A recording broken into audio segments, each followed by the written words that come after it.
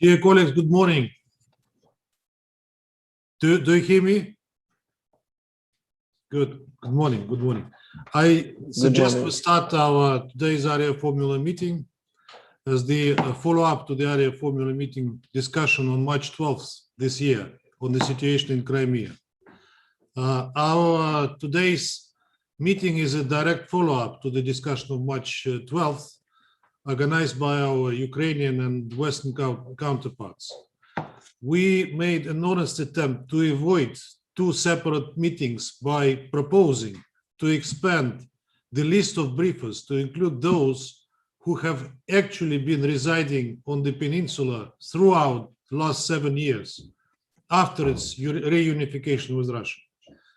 However, the organizers of the discussion last Friday opted to stick to their well-known, unfortunately, politicized approach, refusing without any explanation to provide the floor to those who would have all the reasons to question the credibility of statements and could have refuted false allegations on the situation in Crimea. Unfortunately, we regret that our Ukrainian and Estonian colleagues chose not to participate in today's meeting.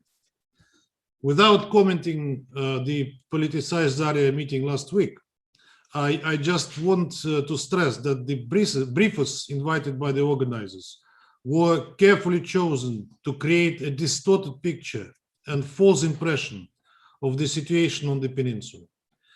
Even the UN representative, Assistant Secretary General for Human Rights, Ms. Ilse Brans-Keris, allowed herself to rely in her statement on one-sided information from biased sources.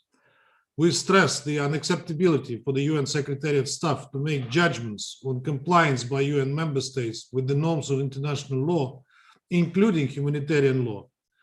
The status of UN staff should at all times remain unbiased. We call on the Secretary General to draw necessary conclusions from the above-mentioned fact, not to allow undermining UN staff credibility and status. Contrary to the last week event, the persons we invited today represent various communities of the multinational peninsula. They have first-hand knowledge of what is really happening or not happening on the ground. That's why we suggested them to follow the discussion of March 12th remotely so that they could present their own judgment on the allegations made. I want to attract your attention to the statement forwarded yesterday to the President of the Security Council by the International Association Friends of Crimea, which represents people from around 30 countries of Europe, Asia, Africa, and Latin America, who fight against injustice, racism, and Nazism in the name of peace. No wonder that this organization is now being targeted by various Ukrainian ultra-right groups. In particular, in their statement, members of this group who regularly visit Crimea and have the opportunity to see with their own eyes the real situation, call on all the critics to come to the peninsula personally to get a comprehensive and truthful information. Russia can only welcome such a call. Allow me now to welcome our briefers, as well as professors and students of the Crimean Engineering and Pedagogical University, alongside with its rector, Mr. Chingiz Yakubov. For our convenience, they assembled in one lecture room, and all of them would be pleased to take your questions and make comments. Also together with us today are Ms. Anastasia Grichina, head of the Ukrainian community of Crimea, Mr. Roman Chegrinets, head of the Crimean Regional National Cultural Autonomy Belarusians of Crimea, Ms. Lyudmila Radeva, vice chair of the Regional Bulgarian National Cultural Economy of Crimea, Paisios of Helindar, and Ms. Vera Pautova, head of Educational Center for Children and Youth Creativity, as well as I said, students of that university. Now I would like to give them the floor, and I would like to advise you that you have the English translation when they speak in Russian. You will find it on your lower bar. Mr. Yakubov, you have the floor, please.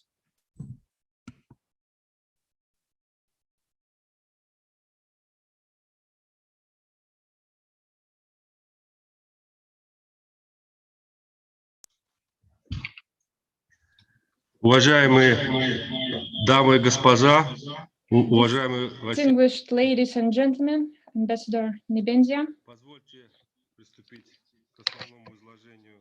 please allow me to give the account of my review. Я крымский татарин, I'm a Crimean Tatar myself, университета.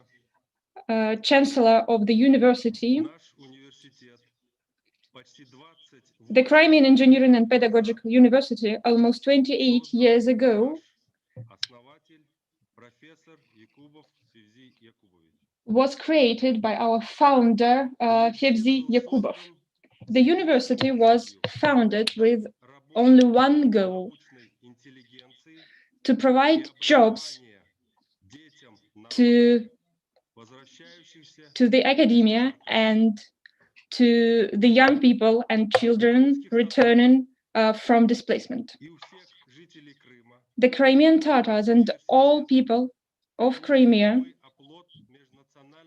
hold our university for a stronghold of national unity in Crimea.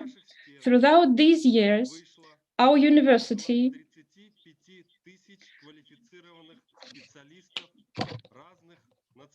produced almost 25,000 high-qualified specialists of various ethnicities and nationalities.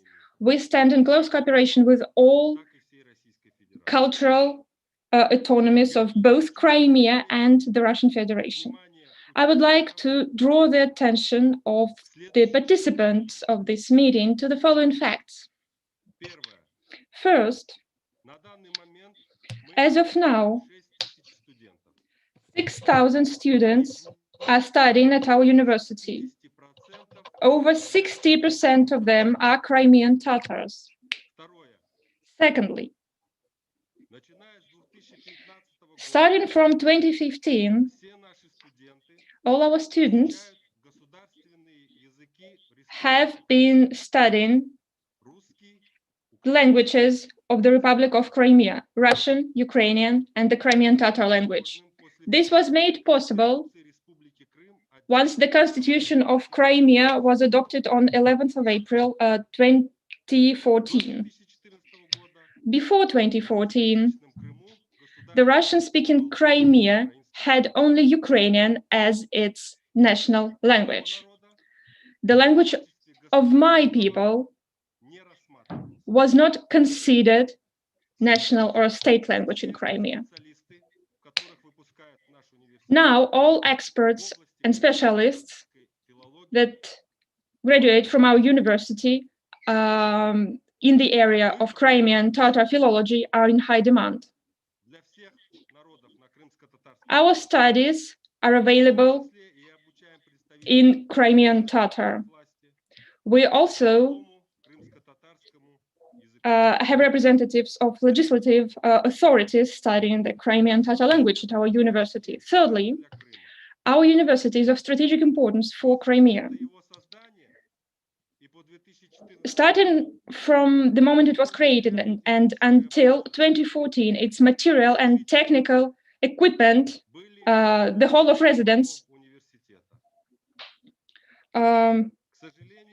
was something that the university itself was responsible for. Unfortunately, there was no budgetary financing to provide for the development of our university. Once Crimea reunified with Russia, the university fully modernized its material and technical equipment. The university could purchase the equipment from the leading Russian and global brands. Now we are completing the construction of a new residence hall.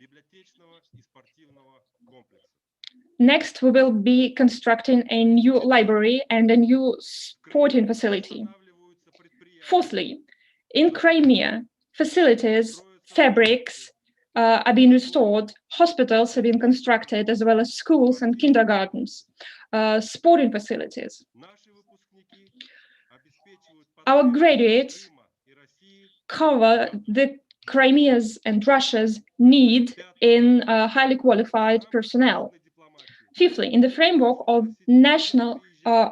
people's diplomacy, our university accepted delegations from Germany, France, Norway. We received representatives of the OSCE. All of them noted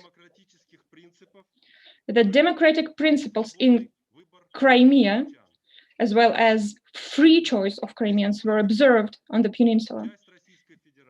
Crimea is a part of Russian Federation. 7 years after the Crimean referendum, I can tell you for sure that the choice of Crimeans in 2014 was the only right choice. Please put it on the record and reflect in the resolution the following violations of rights and freedoms of the people of Crimea. First, limitations of the freedom of movement and freedom to choose place of residence, in particular, academic exchanges for scientists and students, participation in conferences and symposiums, Crimea's representation at European platforms of all levels. It all must be done in accordance with the democratic principles.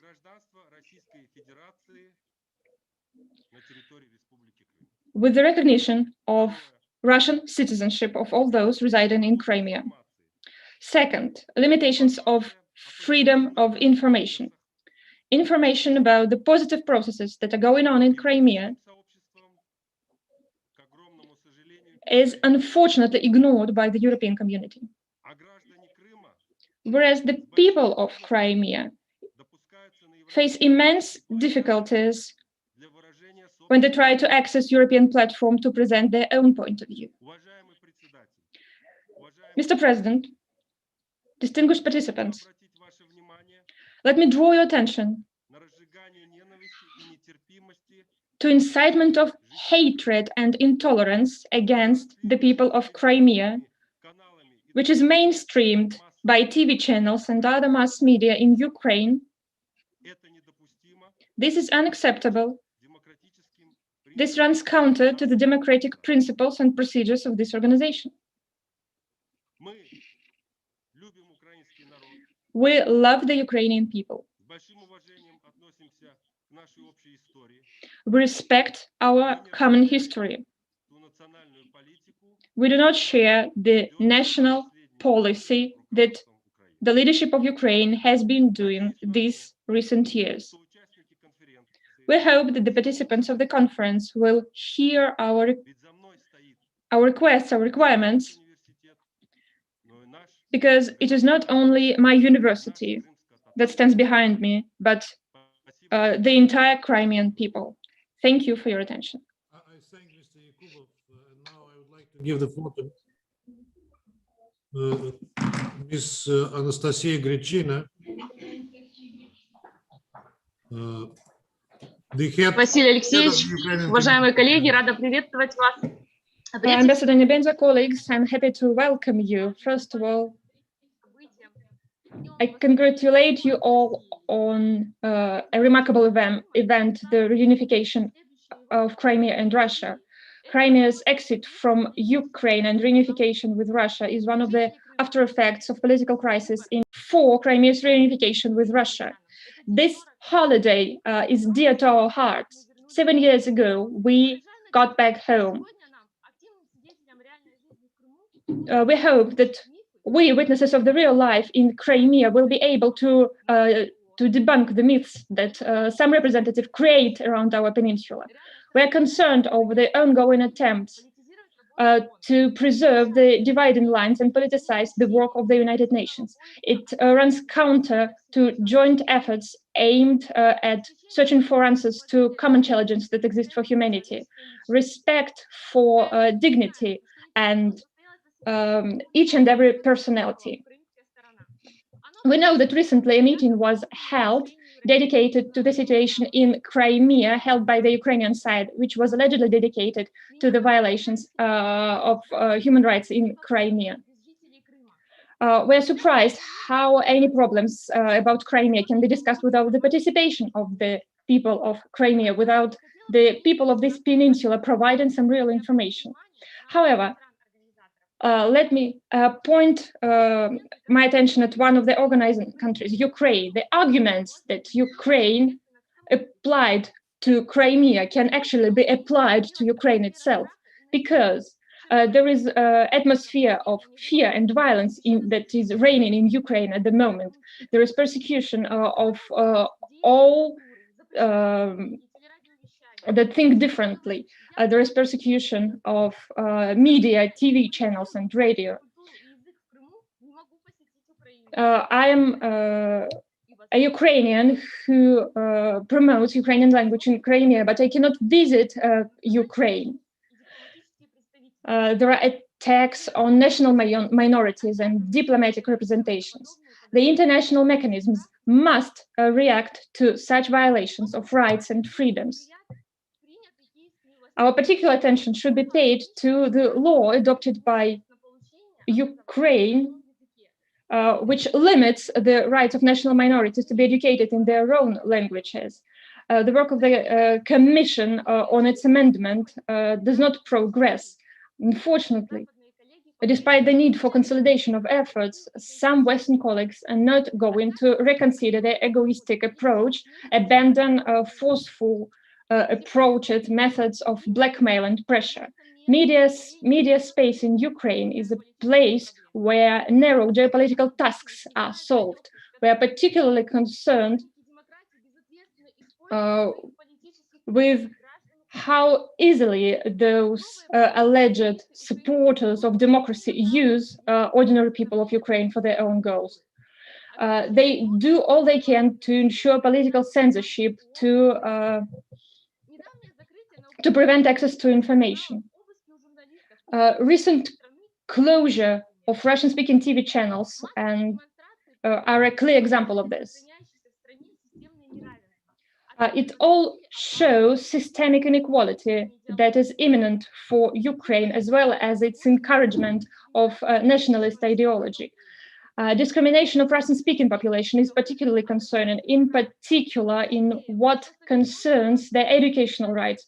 We regret that Human Rights Council of the United Nations and its special procedures ignore the violation of rights of millions of people in a situation when language rights of national minorities are violated.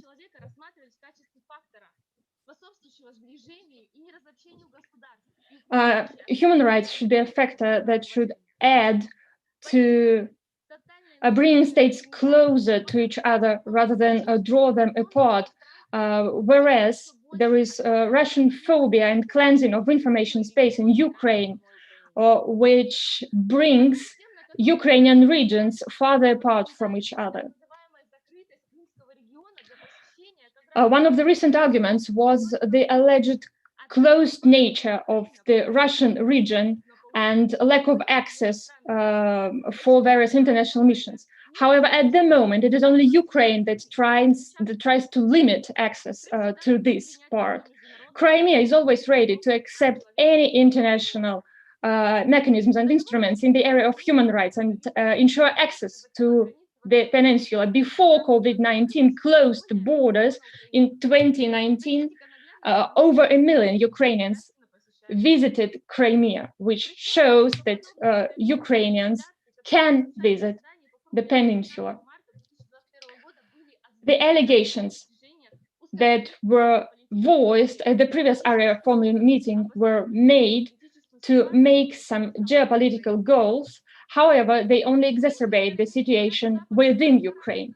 The Ukrainian side and some Western countries should better start addressing their own problems. We are ready to engage in fair, equal, and balanced work with those who believe in multilateral politics based on common interests, international law, which is aimed for the common future and the flourishment of the entire humanity. The human rights work should be based on the international legal basis. Crimea firmly stands on its feet in the modern dynamic world, thanks to the choice that we made back then. We are open for cooperation with other states. It is only unity that can let us cope with the challenges of humanity. I thank you, dear colleagues, who will be ready to answer your questions. Roman Chegrinets, head of the Crimean Regional National Cultural Autonomy, Belarusians of Crimea. Mr. Chegrinets, please. Здравствуйте, дорогие друзья и коллеги. Good morning, distinguished colleagues. May I congratulate you on the 7th anniversary of Crimea getting back home. In 2014, tens of thousands of Crimean Belarus actively participated in the events. I remember what was happening back then. Some of us were already were working at the polls. Sometimes some of us went to vote to support the reunification of Crimea and Russia, but most importantly, the Belarusians of Crimea support the issue of trans-ethnic relations.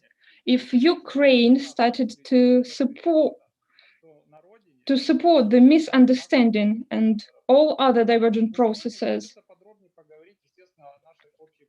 we acted to counter it. Today, we want to address the current events and the inadequate reaction to the current situation from the Western states.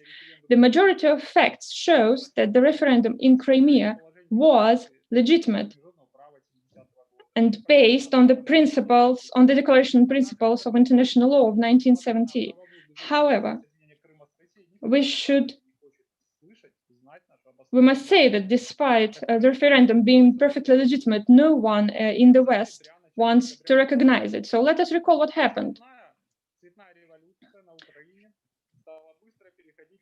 In 2013, another colorful revolution in Ukraine was gaining tension, and in February 2014, Kyiv suffered a coup d'etat. As a result, the power authority was usurped, which violated the balance between the right to self-determination and the right to safe life and existence. The Ukrainians started to threaten us. That is why, and that is when Crimeans understood that they needed to get protected against it. Once the power in Ukraine was seized, Nazism was the basis of state policy, and the people of Crimea felt that war was looming. We acted in accordance with the constitution. After the coup, Ukraine basically itself opened the way for the referendum that allowed Crimea to reunify with Russia. Once they did so, they faced unprecedented pressure, economic, energy, water blockade, and other subversive operations that were conducted upon consent of Ukrainian authorities by various nationalists. For example, in 2014, energy system was undermined and energy supply was damaged to the Crimea. Hospitals, schools, kindergartens were left without electricity. Ukraine provided for the major part of drinking water that Crimea was living on. However, then it undermined the supply channels. Isn't it genocide of Crimea? Now we have water due to our reservoirs and due to the springs that we have. Let me remind that Ukraine is a participant of a number of international agreements, according to which it is obliged to ensure human rights and to protect the right of people to access drinking water and electricity. We consider this action as an attempt to punish the population of Crimea for their free and conscious choice. I would like to now respond to some allegations that were made at the Arria formal meeting on 12th of March, which accepted no Crimeans to talk there. The most ridiculous allegations pertained to Crimean healthcare. It was said that healthcare system allegedly was not coping. However, despite the COVID-19 pressure and despite the certain pressure that healthcare system is experiencing at the moment, all Crimeans receive their healthcare services timely. So now we can say that Crimean healthcare could withstand all this pressure and could respond to these challenges. And today we see a stable trend towards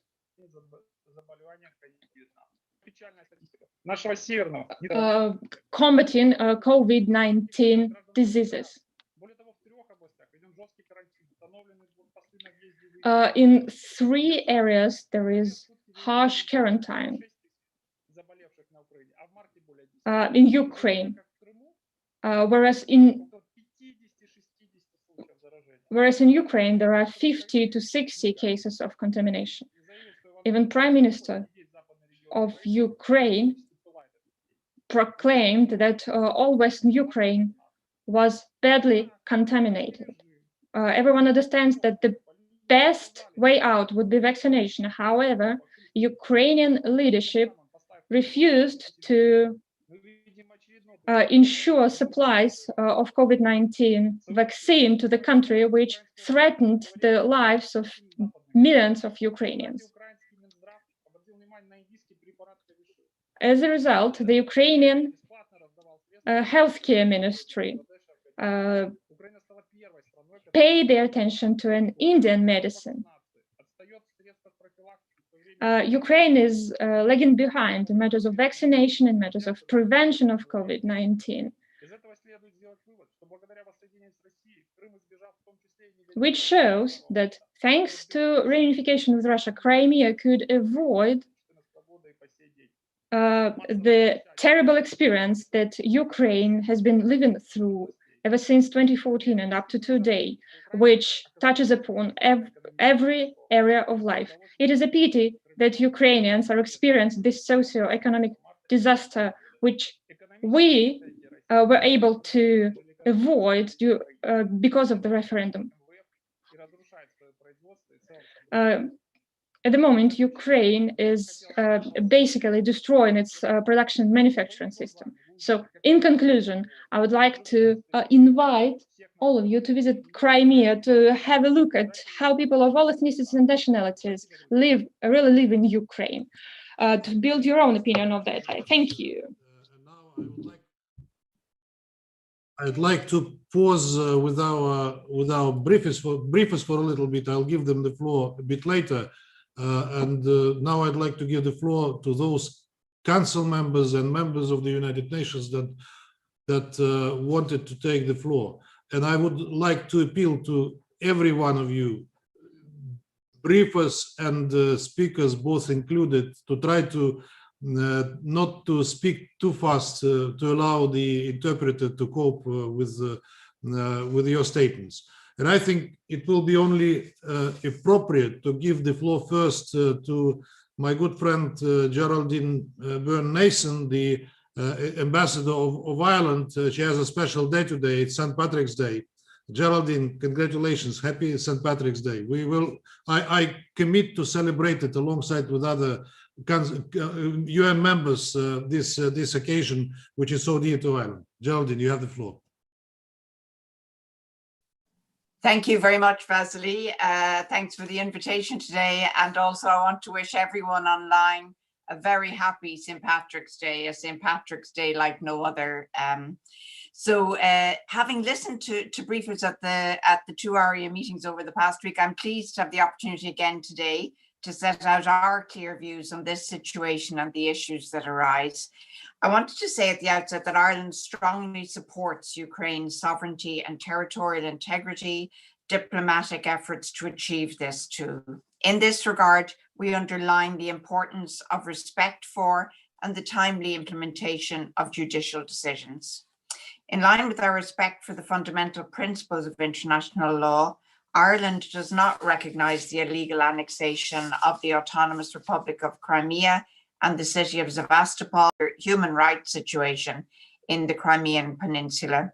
The UN High Commissioner for Human Rights has also highlighted this in her most recent report this month. It's crucial that the regional and international human rights monitoring mechanisms, as well as the non-governmental human rights organisations, have unimpeded access to the Autonomous Republic of Crimea and the city of Sevastopol. I'd like to recall that all the signatories of the Minsk agreements agreed on the need for the OSCE's special monitoring mission safe and secure access to the entire territory of Ukraine. I would also recall that the mandate of the SMM, the Special Monitoring Mission, was agreed by all 57 OSCE participating states. We are deeply disturbed at the continuing restrictions imposed on the SMM's freedom of movement and that SMM equipment has been damaged or interfered with. Ireland is concerned that some residents of the peninsula face restrictions of their human rights and fundamental freedoms, such as the rights to freedom of expression, religion or belief, and association, and the right to peaceful assembly. The situation of Crimean Tatars is of particular concern. They, along with Ukrainians and all ethnic and religious communities in the peninsula, must be allowed to maintain their identities and traditions. Likewise, we call for the full, equal, and meaningful participation of women in conflict resolution efforts on the peninsula. Moreover, journalists, other media workers, human rights defenders, and defence lawyers must be able to work independently and without undue interference or intimidation.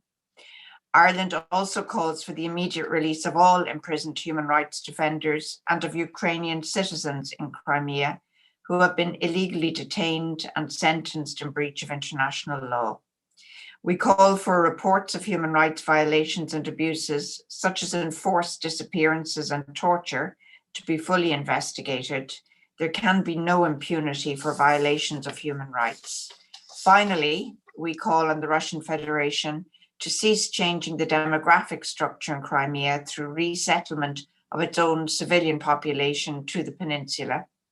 Furthermore, Ireland underlines that under international humanitarian law, the population in Crimea cannot be compelled to serve in Russian armed or auxiliary forces, nor be subject to forced transfer or deportation. Thank you, Vasily. Thank you, Geraldine. I hope that if you stay longer, you will be able to hear what the Crimeans view on certain elements of your statement. I think they have something to say on it. And now I'd like to give the floor to representative of Norway. Thank you, Ambassador. Thank you, and dear colleagues. Let me start by once again reiterating Norway's strong support for Ukraine's sovereignty and territorial integrity, including the Crimean Peninsula and the adjoining territorial waters. Tomorrow, March 18, marks the 7th anniversary of Russia's illegal annexation of Crimea, a blatant violation of international law. Russia's attempts to portray the annexation as justifiable will not prevail. Numerous votes and debates in the General Assembly on the human rights situation in Crimea, the problem of militarization of Crimea and on Ukraine's occupied territories has consistently shown that the international community rejects Russia's perception of reality. Norway condemns the ongoing militarization of the Crimean Peninsula. We are concerned by Russia's military activities in the Black Sea and the Sea of Azov, which increase tensions in the region and obstruct navigational rights and freedoms. We are deeply worried also by the deteriorating human rights situation in Crimea, as documented in reports by the High Commissioner for Human Rights. And we urge Russia to immediately release all arbitrarily detained and imprisoned persons in line with a number of UN General Assembly resolutions on the human rights situation in Crimea. We call on Russia as the occupying power to respect its obligations under international law and uphold the freedom of expression, of religion and belief, of peaceful assembly and association, as well as economic, social, and cultural rights. This includes restoration of the Majlis of the Crimean Tatars as ordered by the International Court of Justice. We urge Russia to provide international humanitarian actors and international monitors full access to the areas of Ukraine currently not under the control of Ukraine, including the Crimean Peninsula. Norway does not and will not recognize Russia's purported annexation of Crimea. Our non-recognition policy and restrictive measures against Russia will remain in place until Russia fully reverses its illegal annexation. I thank you. I thank the representative of Norway for her statement. Now I'd like to give the floor to the representative of India.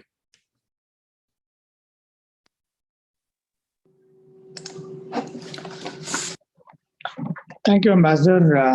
At the outset, I would like to thank the Russian delegation for organizing this follow-up meeting.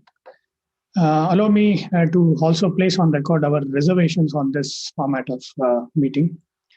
My intervention today will be a short one since I have nothing substantive to add to the intervention that we made during the 12th March meeting.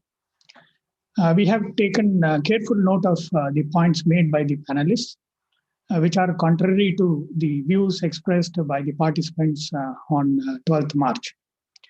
India has advocated political and diplomatic solutions that protect the legitimate interests of all countries in the region and ensure long-term peace and stability in Europe and beyond. The path forward can only be through peaceful dialogue for a lasting solution acceptable to all concerned. I wish to clarify that India's relations with countries in the region stand on their own merit. They are not affected by any individual issue or crisis or external factors. I thank you, Ambassador.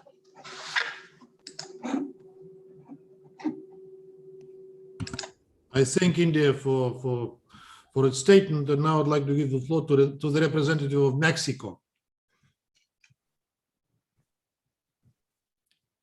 Thank you very much, Ambassador. First of all, I would like to thank Russia for convening this Arria Formula meeting. Mexico stresses emphatically that there is no military solution in Crimea and affirms that sustained political will is fundamental. We support dialogue and diplomacy as a means for a peaceful solution of conflicts. We recall the need to respect the unity and territorial integrity of Ukraine in accordance with international law, in particular the UN Charter, and in that regard, we recall General Assembly Resolution 68-62.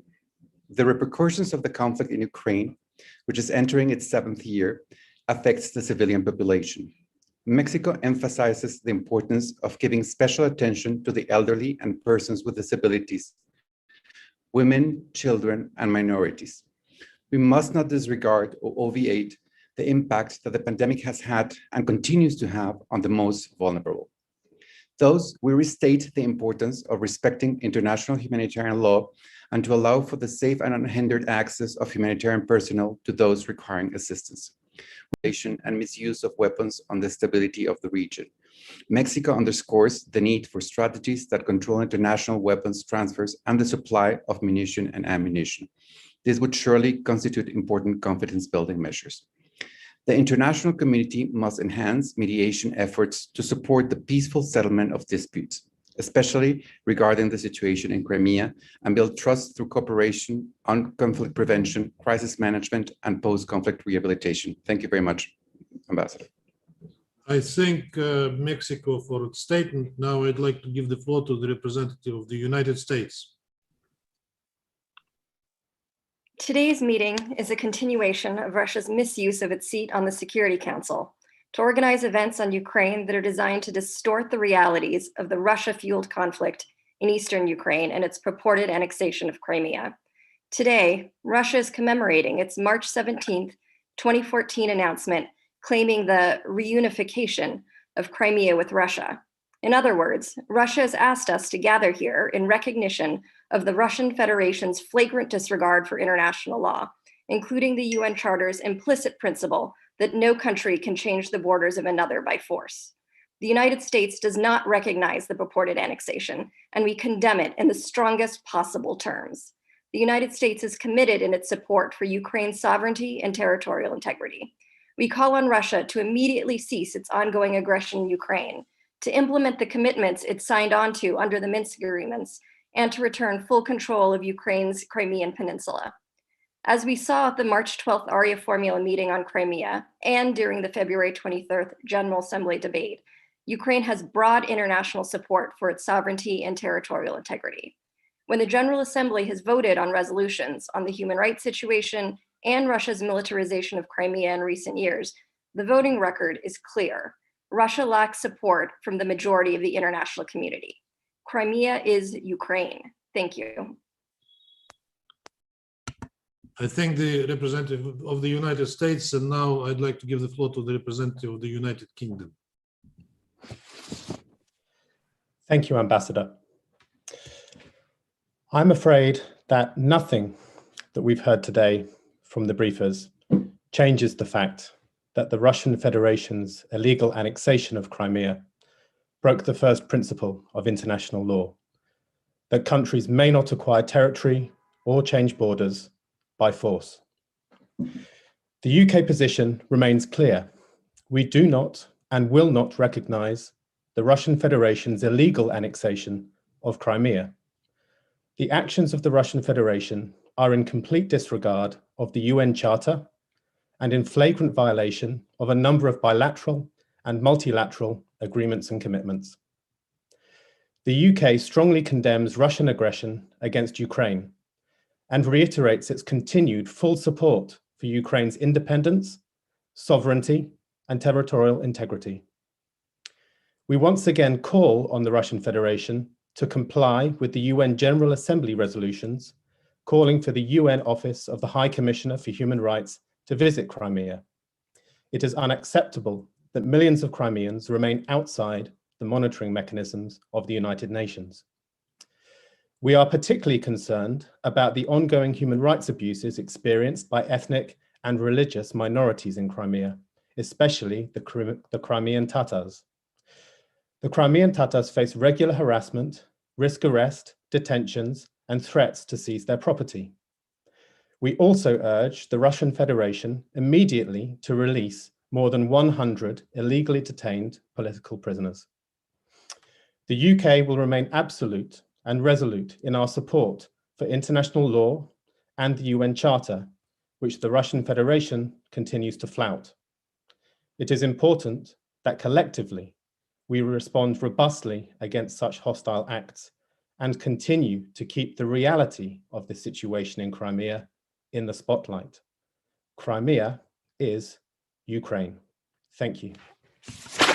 I thank the representative of the United Kingdom. I must confess that what I hear today from our, in particular, Western speakers, does not differ very much. In fact, it is the same what we heard on the 12th of March, where we participated.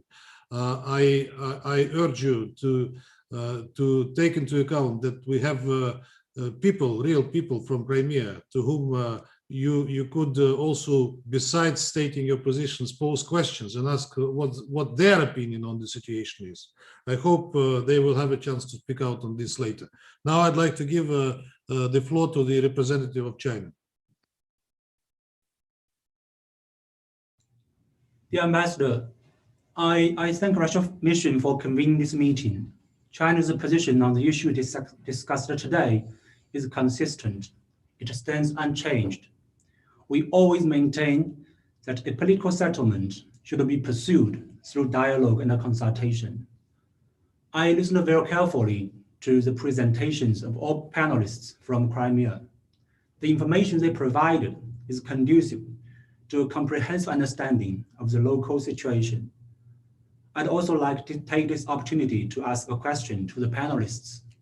In terms of humanitarian needs and humanitarian access, are there any challenges that the people in Crimea are facing in their daily lives? I thank you, Ambassador. I thank the representative of China, and I recognize the permanent representative of France is with us. Nicolas, are you prepared to speak? Please. Thank you, Mr. Chair. Thank you, dear Vasily. I participate in this meeting to deliver a simple message. France does not and will not recognize the illegal annexation of Crimea by Russia. This annexation was and continue to be a violation of international law, in particular the United Nations Charter, OSCE principles and commitments, and the Budapest Memorandum, by which Russia undertook in 1994 to respect the territorial integrity of Ukraine. Borders cannot be changed by force. We support the restoration of Ukraine's territorial integrity and full sovereignty within its internationally recognized borders. We reaffirm our support for the European Union policy of non-recognition of the annexation. My participation today does not imply the recognition of any views of participants in this meeting. Of course, and Vasily, you just mentioned that people are living there, and those who may live a normal life today in Crimea deserves of our respect, of course. But this does not change the illegality of Russia's annexation of Crimea in 2014. It also does not change the numerous violations of human rights that many others have endured since the illegal annexation of Crimea, as reported by the human rights monitoring mechanisms and discussed during the Arria Formula meeting on March 12. We deplore the continuous systematic persecution of Crimean Tatars, as well as persons belonging to Ukrainian-speaking communities and other minorities. We call on Russia to put an end to all human rights violations, which are clearly aimed at silencing those who dare to denounce the annexation of Crimea. We urge Russia to ensure an unimpeded access of international human rights monitoring missions and human rights non-governmental organizations to Crimea, and to bring those responsible for these violations to justice. Russia must also stop its policy of demographic change in the peninsula. I also underline the concerns already expressed on March 12 with regard to growing tensions related to the militarization of the Crimean Peninsula by Russia. Finally, let me recall our efforts in the framework of the Normandy format together with Germany to build a just and lasting peace in eastern Ukraine and to restore full Ukrainian sovereignty over the Donbass. I thank you, Mr. Chair. I thank Ambassador, Permanent Representative of France. Before I give the floor to the next speaker, I fully share his view that the people of Crimea deserve respect. But if they deserve respect, I wonder why this inhumane policy of non-visa issuance was introduced against them. On Crimean Tatars, I think that they should listen to the Crimean Tatars themselves. They are present today at our meeting, and they will have a chance to speak out. And on the visits to Crimea, we are inviting everyone, including yourself, Nicolas, to visit and see with your own eyes what is violated or non-violated there. And in that vein, I would like to give the floor to the next speaker, whom we personally many times over invited to Crimea. It's a good friend of mine, Christoph Heusgen, who I see sitting there in a mosque today. And I think that Christoph could have been easily called Patrick because it's his birthday today, and I wish him a happy birthday. But I must also say that Christoph is also a good name. Christoph, you have the floor. Yes, thank you very much, Vasily, and thanks for having Germany participating in this format, and thanks for recognizing the mask, which I will take off now.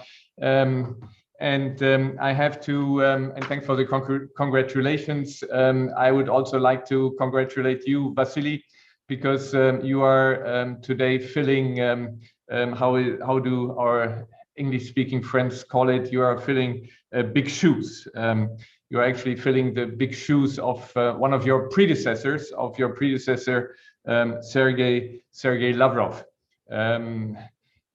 You know, in 1994, Sergei Lavrov, who at the time was the predecessor of Vasily Nebenzia, as PR of Russia, asked the president of the Security Council to please register with the Security Council the Budapest Memorandum. The Budapest Memorandum of 1994, where Russia guaranteed Ukraine's sovereignty and territorial integrity in return for Ukraine giving up the nuclear weapons that were stationed on its territory. 20 years later, it was the same Sergei Lavrov who was, the front row of those jubilating about the Russian invasion of Ukraine and the violation of the Budapest Memorandum. But this is Russian dialectics.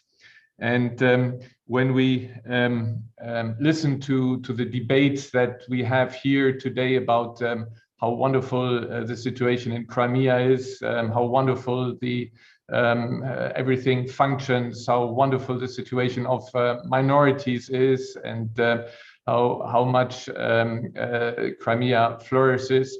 When one hears all the accusations about Ukraine, and we have heard this also when we have the debates on the situation in the Donbass, one has the impression, and I've said that before, that Ukraine invaded Russia and not Russia invaded Ukraine. And this is again Russian dialectics. And to highlight also this again, just as another example in the context of the occupation by Russia of Ukraine, you all remember the tragic deaths of 300 people that were shut down, MH17, that were shut down in July 2014. At that time, the Russian commander of the militias in Ukraine, Igor Girkin, jubilated about the downing of what he thought at the time was a Ukrainian plane. But later on, when it was clear it was a Russian book system, Igor Girkin had said that we were shut them down. Then all of a sudden it was said, well, the Ukrainians may have shut it down. And Mr. Girkin still lives in peace back home, and nobody has been held accountable for this.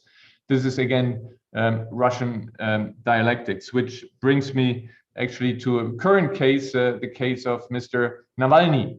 Mr. Navalny, who according to all the reports and also by admission of GRU, people have admitted that he was poisoned. But later on, even the spokesperson of the Kremlin said, well, the poison probably happened in Germany, so where Mr. Navalny went. This is again an example of Russian dialectics. We see this in Syria, where the Assad regime has poisoned hundreds, thousands of its own population. And instead of now prosecuting Assad and the perpetrators, Russia is undermining the chemical weapons watchdog, the OPCW. This is Russian dialectics. But let me come back to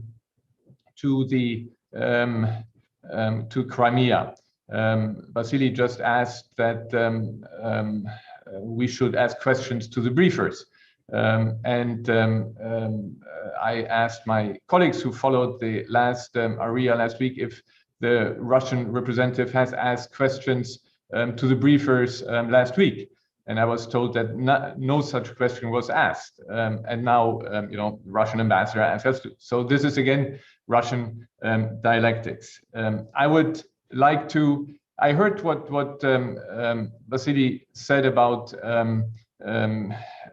ASG Ilse Brandt-Keris. She and a number of briefers painted a picture of the situation in Crimea, a picture that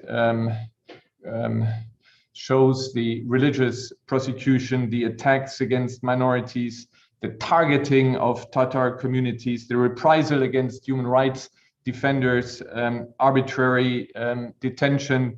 We just heard from our British colleague the mentioning of political prisoners, torture, military indoctrination of children, and forced conscription. And I would especially defend the ASG Keris. What she did in her intervention was to do what her job is, and that is to defend the UN Charter, to defend the Universal Declaration of Human Rights. And what she has done was doing her job. But we heard from Vasily at the beginning heavily criticizing her, trying to intimidate the ASG. This is again Russian dialectics. Now you try, as I said, also with the briefers today, to paint a other picture. We are seeing civil society representatives. The one thing you mentioned at the beginning was to say that some of the briefers, they are not civil society, but they are on the payroll actually of the repressive regime installed in Crimea, and I can see the instruction that were handed down to those briefers of what they have to say today. So there is a very easy solution. There is a very easy solution to this, and that is that you give access to Crimea to those that have been identified by the UN to give objective pictures of situation. That is the UN, the High Representative on Refugees, or the High Representative of Human Rights, the OSCE, the Council of Europe, or those international recognized to human rights NGOs. But this is something we know also from China and Xinjiang. Unimpeded access for the High Commissioner of Human Rights is something that does not fit into the picture, because it could come out that the image that we have and that was presented today does not actually represent reality. And I was hearing before praise of the referendum, but nobody mentioned the only referendum that took place in Crimea, that took place in Ukraine, which was internationally observed. It was observed in 1991 by the organization of the CSE, the predecessor of OSCE. Russia was participating. 90% of the population of Ukraine was in favor of the independence of Ukraine. And I would like to remind you also that in these internationally observed referendum, more than 50% of the population in Crimea were in favor of independence. Now, we have seen last week, Vasily, a proposal by you and some friends for formation of a group of friends to defend the UN Charter. And I read this, and I read in the concept paper that Russia proposes that the authority of the UN Charter should be strengthened, that we talk about legality and the observance of legality, that we talk about and respect national sovereignty, that we are against foreign interventions, and also human rights are mentioned. So when I saw it, I say maybe there is a change in the Russian position. And let me end by a commitment. Let me end by a commitment that I work with my government to say, okay, we join Russia in this group of friends. If you apply these principles, if you apply national sovereignty of Ukraine over Crimea, the recognition of Ukrainian sovereignty, and if you allow a referendum under international observation after the return of all the refugees to this, as I said, if you withdraw from Crimea. Thank you very much. Thank you, Christoph. I have a feeling that you were missing the podium for a long time. And your broad expose on so many issues, except for Crimea, we definitely took into account. Look, we learned dialectics from the great German philosophers, including Hegel. He was the master of dialectics. And of course, we learned from him a lot. Well, we've been engaging in dialogue on Budapest Memorandum many times over. And indeed, we circulated it at a certain point as the document of the Security Council. But we somehow didn't touch upon the origins of the Budapest Memorandum and all its contents, because the contents of the Budapest Memorandum are not limited to the issue that you are referring to all the time. Now, I will not dwell upon every aspect of your statements, including on Navalny, on whom the German authorities continue to hide away and not to provide to Russia at its numerous requests of our prosecutor general data, which we requested incessantly for 5 or 6 times. I will not dwell into the facts of the security service of Ukraine about Girkin, which was already many times over dismissed. I must notice you referred to the referendum in Ukraine in 1991, but you missed one referendum that took place in Crimea, which recognizes autonomous status, which Ukraine, in 1991, by the way, too, which Ukraine stripped of in 1995, depriving the Crimeans of their choice that they made at that referendum. I welcome your intention to join the group of friends of the UN Charter. You are wholeheartedly welcome. There, we perhaps will teach you another principle in the UN Charter, which is called self-determination, which is in the beginning of the Charter. The right to self-determination. And I will betray one secret to you that you should know. All these people that are sitting on the screen, they are not real students, rectors, or representatives of the civil society of Crimea. They are all our GRU officers in disguise. Thank you very much, Christoph. And now I'd like to pause a little bit, and show you a short video from the streets of, I think, Yalta, and assure you, please rest assured that it was not orchestrated and roles were not designated. You will see a two-minute video shot by the Crimean vloggers in Yalta. Please look at the screen.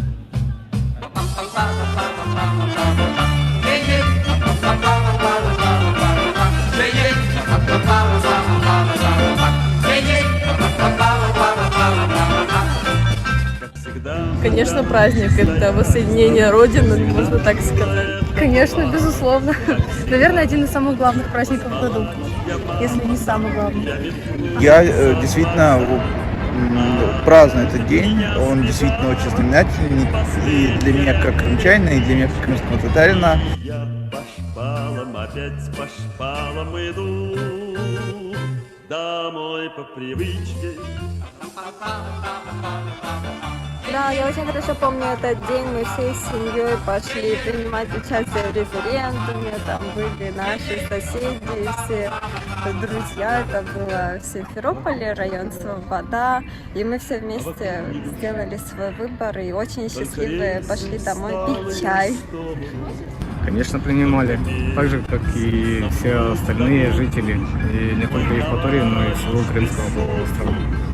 Да, голосовали родители, все друзья семьи и устроили из этого целый праздник. Я за воссоединение, за то, что Россия, ну как, мы дома, одним словом.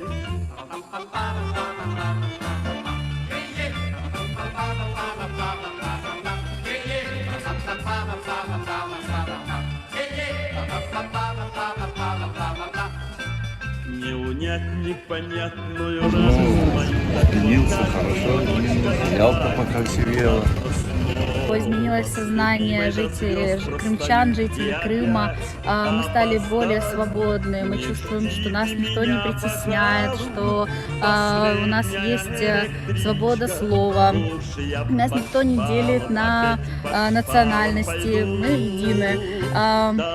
Мы общаемся все на том языке, на котором мы хотим общаться. Домой по привычке пойду.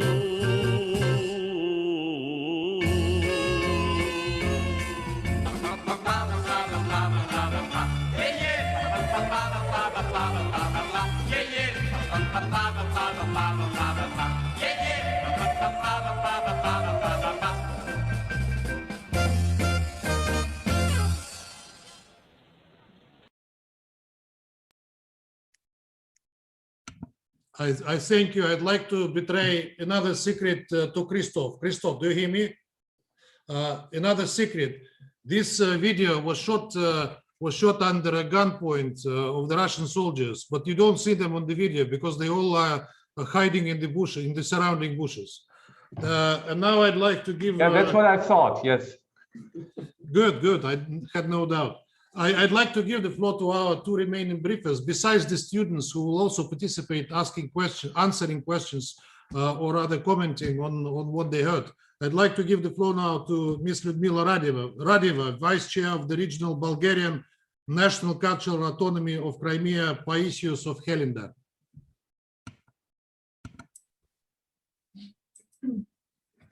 Здравствуйте. Большое спасибо, что дали возможность. Thank you for giving an opportunity to take the floor.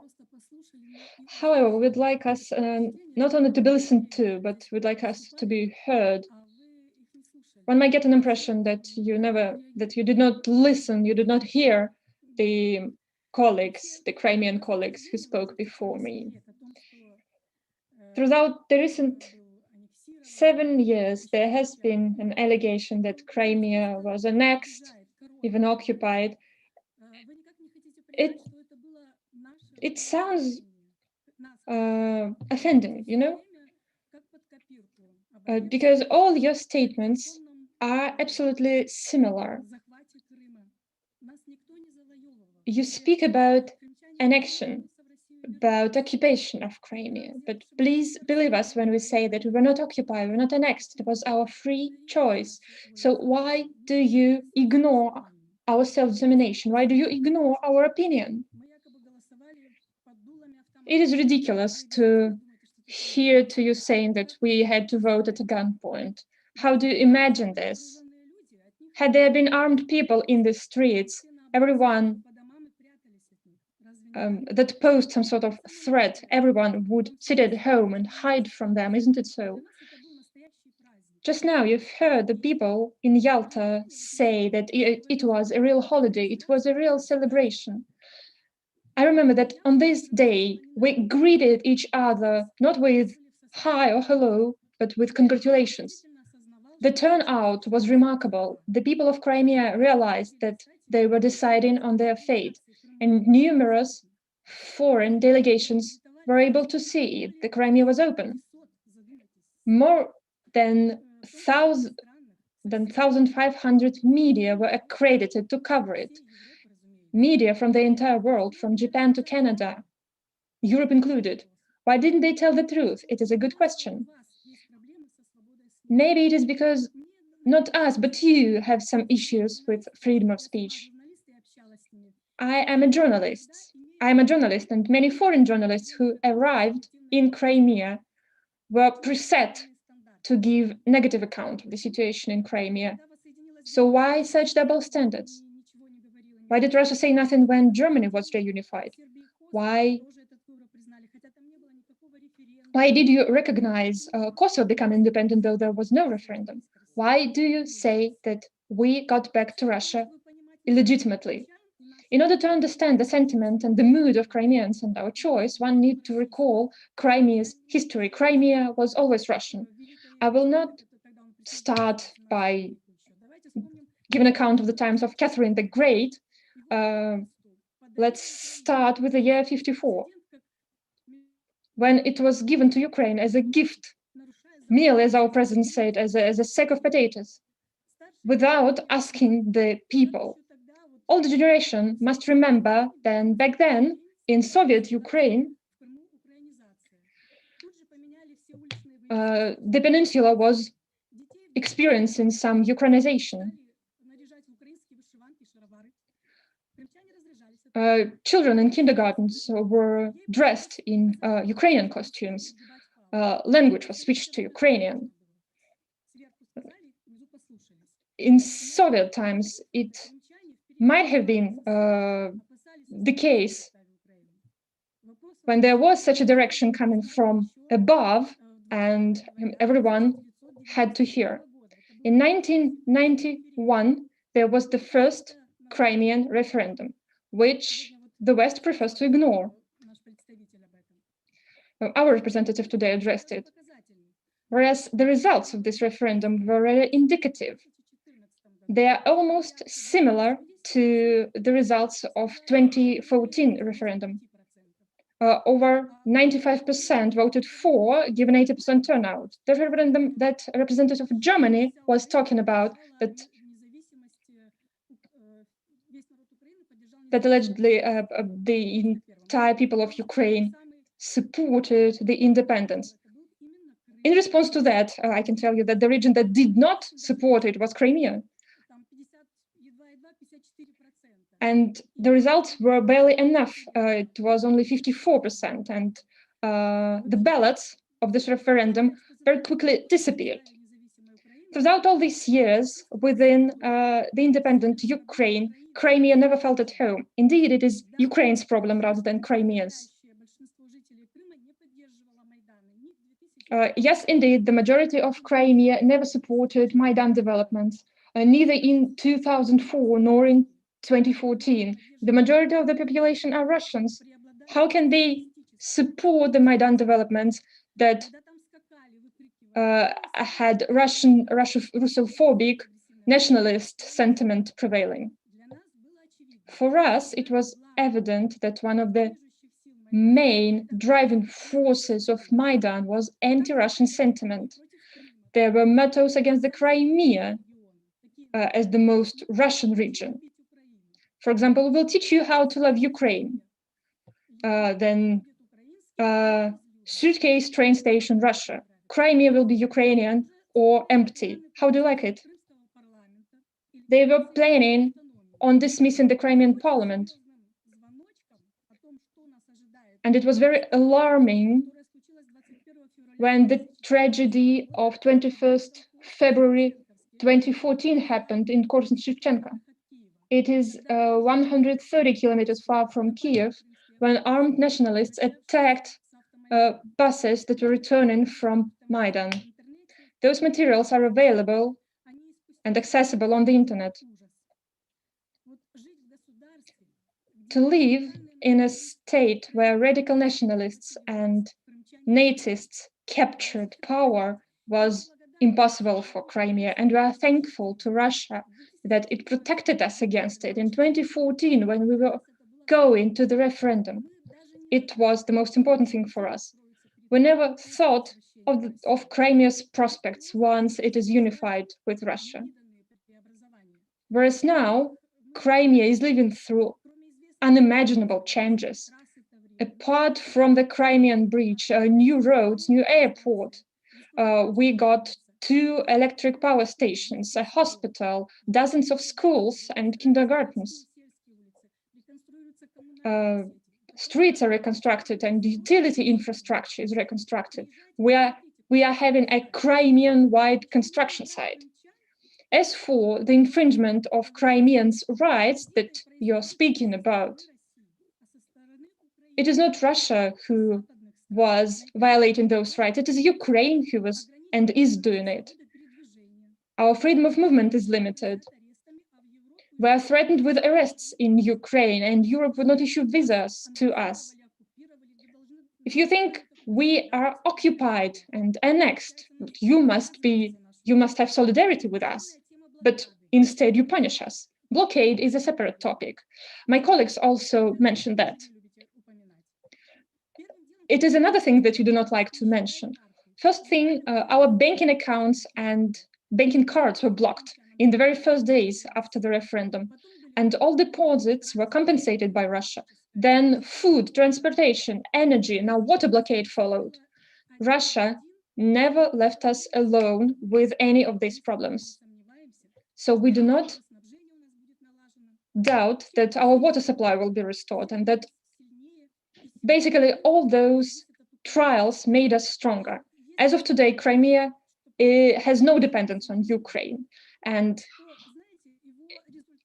if another referendum were to be held, its results would be even more surprising to you, because now I'm sure that Crimean Tatars will vote for Russia, because all those intimidations and all those problems that they encountered in 2014, they saw that it was not so.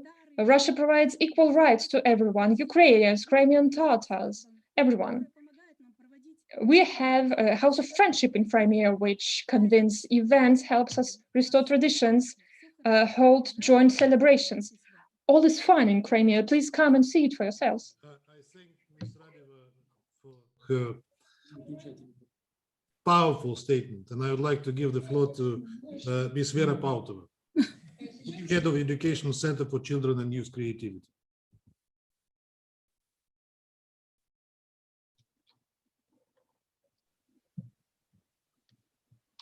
Добрый день.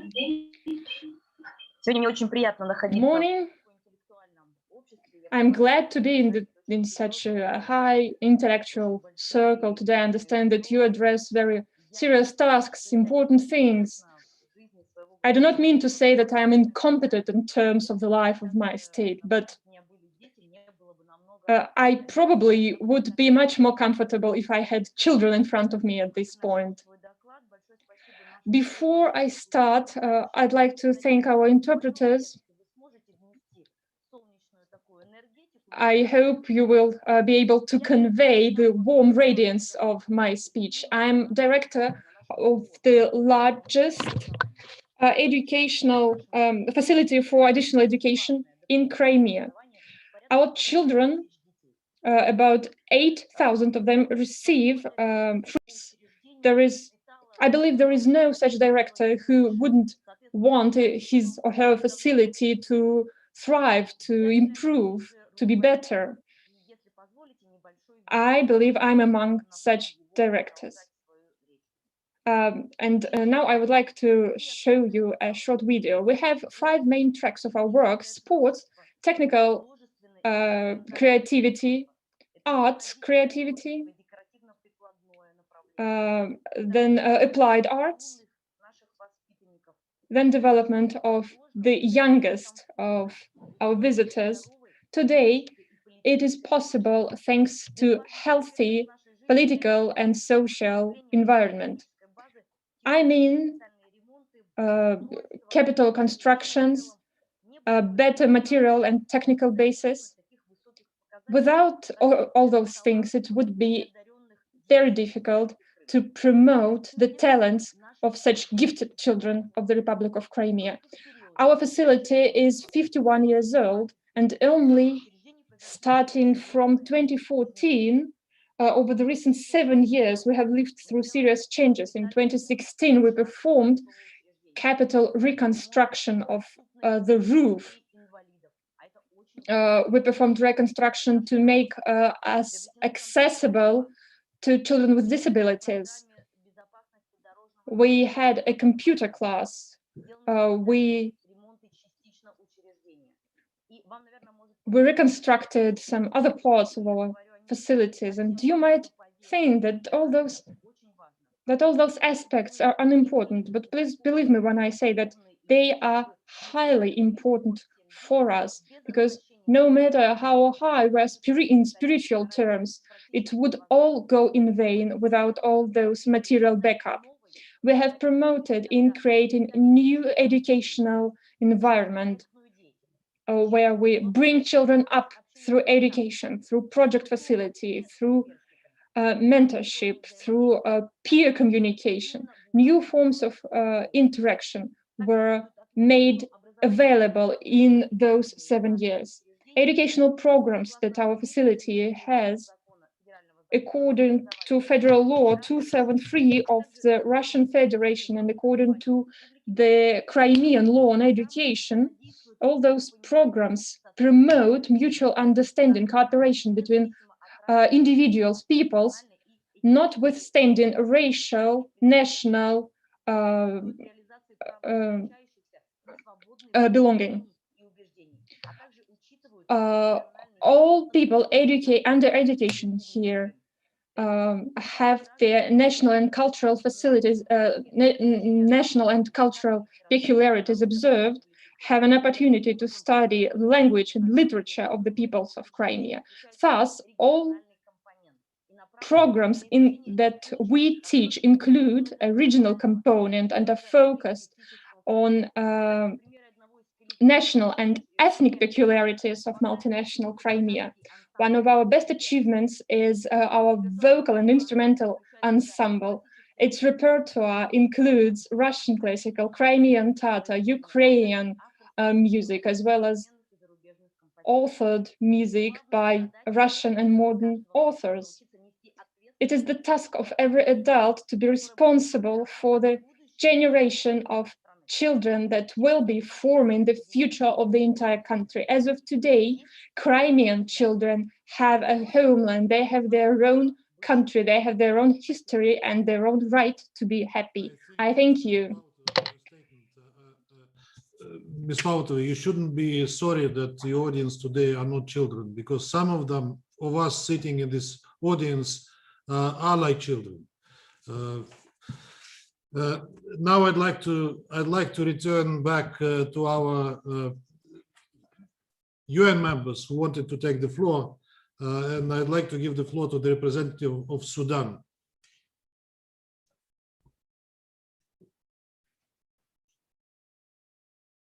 Is Sudan with us?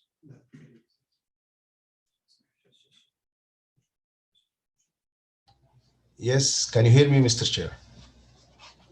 Thank you, Mr. Chair, for giving me the floor. And I would like to thank the organizers of this meeting.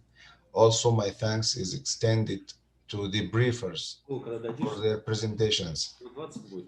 Actually, my participation will be limited to 2 questions to the briefers.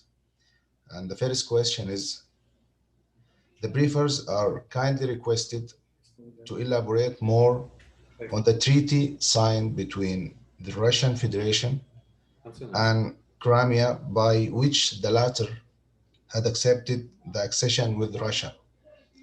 And the second question is, yes, the briefers are also kindly requested to shed more light on the referendum organized and the number of, or the percentage of the Crimean people who participated in this referendum. Thank you so much. I thank the representative of Sudan for his questions. Now I'd like to give the floor to the representative of Syria. Thank you, Mr. President. At the outset, Mr. President, my delegation expresses its appreciation for the principled position of the Russian Federation based on international law and the Charter of the United Nations. We also thank you for organizing this meeting and for the important information provided by the briefers, which allow all participants and all those interested to know about the realities of the situation in Crimea from its people. This meeting is also important due to the fact that it contributes to exposing the negative practices taken by some member states by misusing the mechanisms of the United Nations and the agenda items of the General Assembly and the Security Council to promote positions that are inconsistent with the realities and aim to serve narrow interest and political agendas of some Western countries. Mr. President, the position of the Syrian Arab Republic towards the situation in Crimea is based on the results of the referendum that took place there on March 16, 2014, in which the people of Crimea confirmed their will to remain as an integral part of the Russian Federation. Accordingly, my delegation calls on the governments of Western countries that keep talking about democracy and human rights and exploit these noble ideas to interfere in the domestic affairs of our member states in order to destabilize their security and stability, to put an end to such practices. We call on these Western states to recognize and accept the will of the people of Crimea, which is in accordance with international law, the right of self-determination, and democratic practices. The result of the referendum are crystal clear, as more than 96% voted in favor of the reunification with Russia. My delegation calls for an end to the campaigns that seek to tarnish the image of the Russian Federation and which have increased in intensity in recent years and have been repeated under various frameworks, including, as we heard today from one PR, the allegations related to the Russian role in Syria, in my country, and the alleged so-called Skripal and Navalny stories, which was again repeated today by one PR. We demand an end to all attempts to deny the important role of the Russian Federation in upholding the principles of international law and UN Charter, maintaining its role in maintaining international peace and security, eliminating Nazism and fascism, combating terrorism, which is very critical and very important, and even combating the COVID-19 pandemic. We all know, and we should not forget, that Russia was the first country to find a successful vaccine for this, against this virus. These attempts of denial are totally rejected as they deviate the United Nations from international law and the principles and purposes of the Charter, increase tension and undermine our joint efforts related to the three pillars of the work of the United Nations. Mr. President, my country, Syria, also refused what was said by one PR against China. We also highly appreciate the role of China in maintaining international law and UN Charter. I thank you, Mr. President. I thank the representative of Syria for his statement. Now I'd like to give the floor to the permanent representative of Nicaragua. Jaime, you have the floor. Thank you, dear Ambassador Basilian. It's great to see you all. Ambassador Basili, please accept the fraternal greetings of the Nicaraguan Permanent Mission and the government of Nicaragua. It is really an honor to get first-hand information about Crimea and to have the participation of inhabitants of this brave peninsula. Our greetings to all the briefers. We thank you for the interesting and comprehensive presentation. Very educative, which confirm what we have always thought. The people of Crimea are on a path full of hope and moving forward, proud of their future with project, inclusiveness, and self-determination. We wish to say to all the students and all the briefers that Nicaragua admire your determination and commitment. Nicaragua has always defended the principle of self-determination of people. That is the nature of the Sandinista popular revolution. Even more so when this right of self-determination is exercised in a sovereign, peaceful, and legitimate way through the vote and the referendum. It is more than demonstrated that the people of Crimea have decided their own destiny. We believe that it's not with policies of double standards that a world of peace is strengthened. It is with unity, solidarity, sisterhood, and brotherhood among our people, with peace and development policies. It is with political, diplomatic effort and solution that we will achieve international peace and security. That's why we Nicaraguans are very honored that our country has a diplomatic representation in Crimea, promoting friendship, cooperation, and solidarity, laying the foundation for the joint development of investment, tourism, cooperation, and trade projects. Dear Ambassador Vasily, because we want peace and believe in the prevention and solution of conflict by peaceful means, we reject unilateral coercive measures, such as the political or economic sanction against the Russian Federation, as they violate international law and do not contribute to a climate of peace and cooperation. We support a constructive and political and inclusive solution in order for stability and peace to prevail. Ambassador Vasily, we thank you for the video and also for the student that shows the other videos. We can see many, many happy faces living in peace and harmony.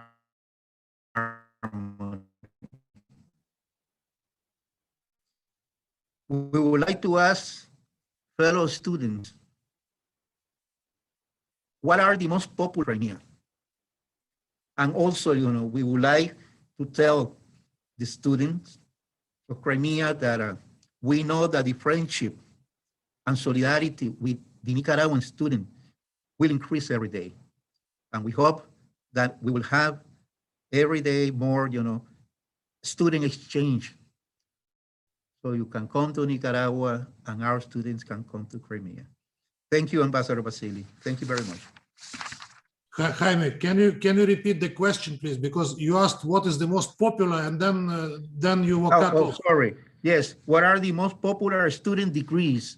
What are the most, what the students in Crimea are, are most in university are the most popular careers? Or curriculum. Thank you, Jaime. Well, I think we're approaching the time when we will revert the floor back to the Crimeans, including the students, of course, from whom we would like to hear. We have a couple of more speakers on the list, and now I'd like to give the floor to the ambassador of Belarus. Valentin, you have the floor. Dear Vasily, thank you very much.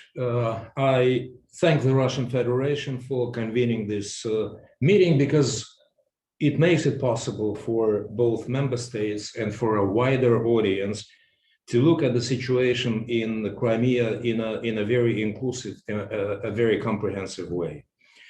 Briefers have provided detailed and diverse overview of the developments in the region. What actually makes this meeting even more useful and more informative is that the ordinary people, residents of the Crimea, students, scholars, representatives of ethnic communities, although of course there have been some suspicion already expressed that they have all been substituted by the Russian military intelligence. It is strange that nobody accused these people of being Russian hackers so far, but we'll see. Last Friday, organizers of the discussion on the Crimea barred those representatives who were proposed by the delegation of the Russian Federation from taking part in that event. What we actually hear today is in stark contrast to false accusations contained in recent non-consensual documents of the UN General Assembly. And we definitely know from the experience of others and from our own experience that country-specific documents that are being pushed and used in the United Nations as a politicized and biased instrument of pressure through distorting the facts of life on the ground and through misrepresenting the reality. I congratulate the Russian Federation on setting an example once again of how similar discussions should be arranged in a very honest and a very transparent way. I also have a question, if I may, for participants from the Crimea. Is it possible for you to travel to the Ukraine? Can you travel internationally? I am sorry if I missed you already answered some of these questions, but I would be happy to hear from you your position on these issues. I would once again like to thank all panelists for their presentations, for providing us with an excellent opportunity to hear their views from the ground. I thank you. I thank the permanent representative of Belarus, and now I'll give the floor to the representative of Ethiopia. Thank you very much, Ambassador, for giving me the floor. Also, allow me to thank your mission for organizing this discussion within the framework of the Arria formula and presenting the other perspective on the matter of Crimea. We also thank the briefers for sharing the information and viewpoints on issues on the ground. With that, I would like to raise the following two questions for the reflection of the briefers. The first is, would you please provide us more information on the status of water supply and also the challenges that are faced in delivering water for the peninsula, and what are the measures of redress that are being taken on the ground? My second question is, we hear allegations of forced naturalization and issuance of passports for people in Crimea. May you please elaborate on that and also share us your viewpoints on these allegations we hear repeatedly. Thank you, Chair. I thank the representative of Ethiopia. Before I pass the floor back to the Crimeans, I would like to give the floor to the representative of China, who asked for the floor again. Please. Thank you, dear Ambassador. I take the floor again to respond to the remarks by the permanent representative of Germany. He mentioned Xinjiang in his remarks, which is totally groundless and unacceptable. The fact is, China has invited and repeated many times for the UN High Commissioner for Human Rights to visit Xinjiang. The door to Xinjiang is always open. I urge the representative of Germany to check against the fact and stop spreading misinformation here.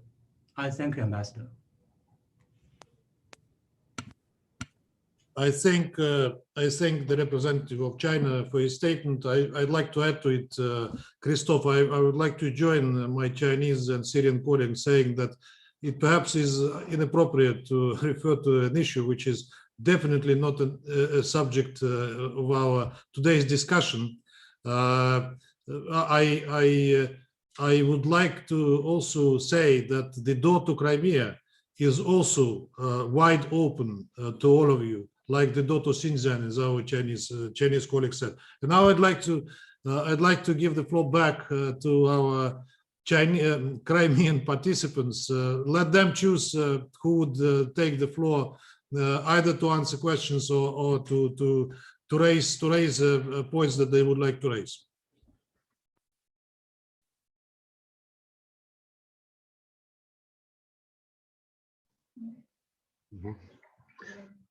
Спасибо большое за слово.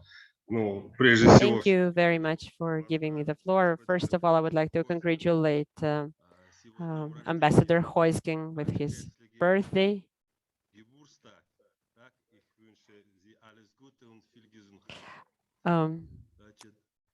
Wishing happy birthday in German. Well, we were asked about demographics. Well, first of all, traditionally, the Crimean Tatar families have lots of children. Me, myself, I'm a father of 4. And among the families I know, there are lots of fathers and mothers with many children. And I would like to say that we see that from the territory of Ukraine, our compatriots begin to come back. They want to live in Crimea. They want to raise their children in their motherland. So for us, answering your question about demographics, I don't see any issue with that as of today. There are many people who wish to take the floor, and I don't want to take all the time.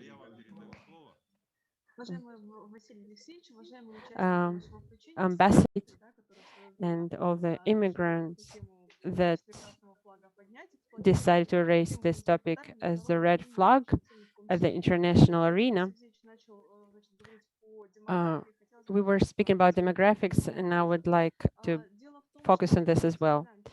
The thing is that we are talking about 2014 and the first census that took place in fall 2014, and there was an event that was organized by Ukraine because they want to re-register Crimean Tatars because they were planning another deportation.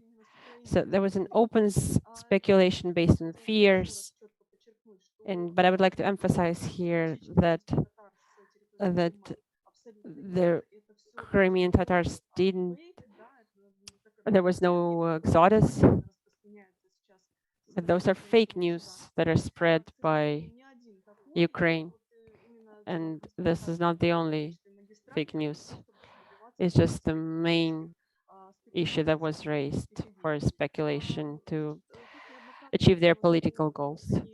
And we were on numerous occasions we were mentioning the violation of the rights of Crimean Tatars, but in general, I would like to say there are no violation of rights of Crimean Tatars because they have an open access to all ways of life. They can take part in the political life, religious, and I do not understand the claim about some violation of ethnic or religious rights because the Crimean Tatars have all the rights and freedoms that they can exercise freely.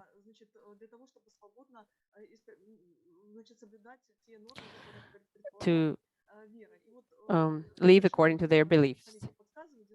And my colleagues are telling me that they were also building a mosque that has a long history during the Ukrainian period, because even the land for this mosque of Crimea, Ukraine didn't want to give a piece of land, but you saw in the video this mosque, it will be a gem of Crimea and the heritage for the Muslims of the Republic of Crimea.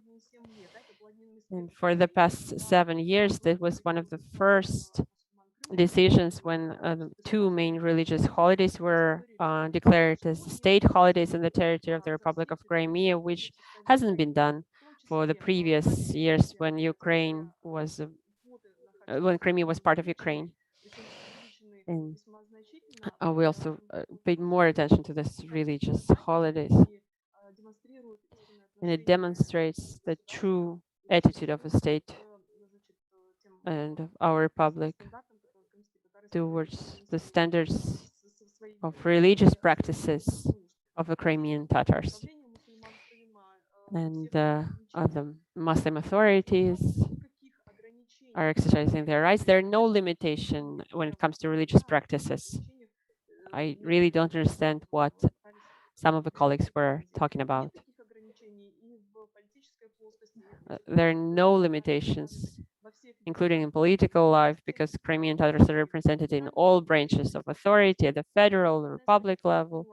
One of the colleagues was talking about the participation of women. I also don't understand, because women are also taking an active part in all ways of political, cultural, religious, educational life. And Crimean Tatars have their national theater, museum that operate freely with the full financial resources being provided. So I don't see what limitations we're talking about, because when we were talking, I had an impression that we're not talking about the Crimean Tatars, but just some false ideas that are being put. Thank you for your attention. I'm sorry for speaking too much, and thank you for this opportunity to speak.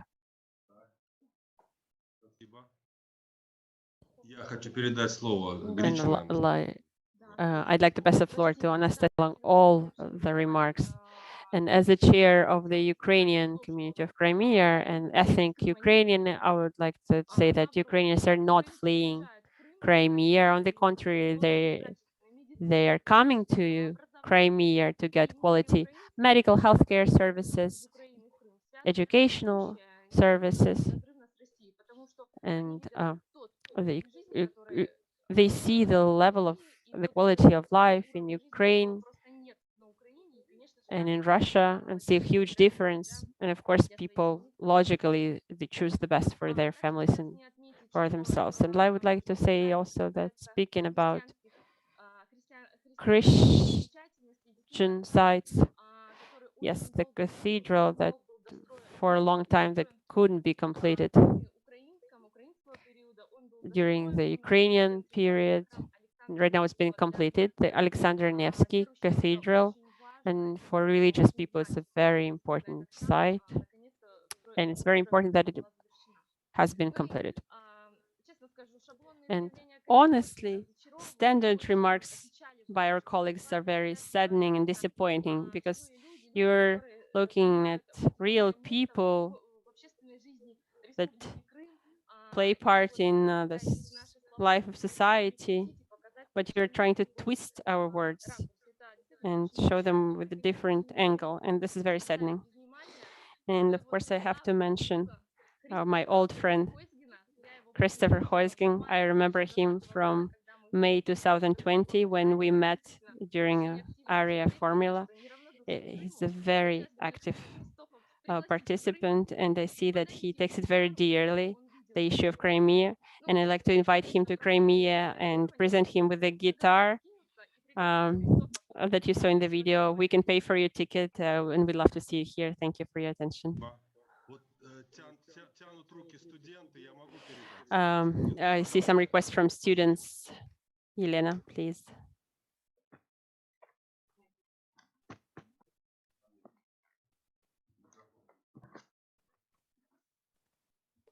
Good afternoon. I'd like to say a couple of words about the referendum because many speakers mentioned referendum and how it was held and requested proof, including digital proof.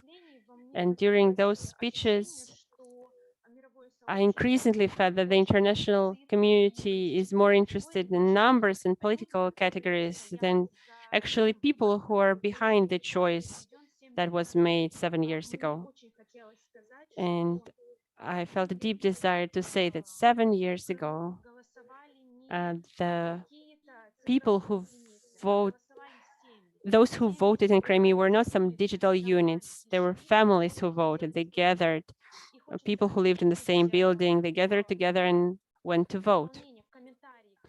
And as a comment to the remarks of the speakers, I would like to say that people were not afraid that they would be forced to vote, but that they won't have an opportunity to actually cast a vote, because exploiting political information and it took place, but not from the part of Russian Federation, but from other parties who wanted to make people go against each other, to provoke bloodshed among Crimeans. But Crimeans were strong, they cast their vote, and we really want to be heard, all of us. And the remarks that there are some violations of human rights of people, including the rights of Crimean Tatars. I would not repeat what has already been said, because they have numerously said that those are false accusations.